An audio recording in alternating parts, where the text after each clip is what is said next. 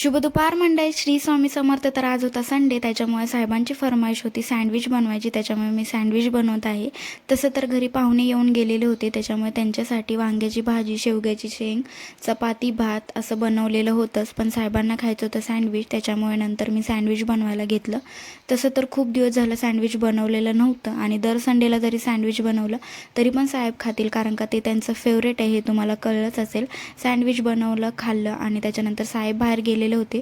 नंतर दीदींनी मी थोडा आराम केला आणि 5-6च्या दरम्यान आम्ही टेरेसवरती आलो, कारण का घरात पण खूप कंटाळा आलेला होता त्याच्यामुळे, आणि वातावरण पण खूप थंड असं झालेलं होतं. आणि जे पाहुणे आलेले होते त्यांची मिरचीची शेती होती, त्यांच्या शेतीचा व्हिडिओ मी आधी टाकलेला आहे, जर कोणी बघितला नसेल तर जाऊन नक्की बघा. आणि साहेब लेट येणार होते, त्याच्यामुळे मी आणि दीदींनी जेवण केलं आणि साहेबांनी येताना घेऊन आलेले आहेत आईस्क्रीम, ते खाल्लं आणि आजचा दिवस इथेच संपतो. असेच व्हिडिओ घेऊन भेटू नंतर, तोपर्यंत बाय.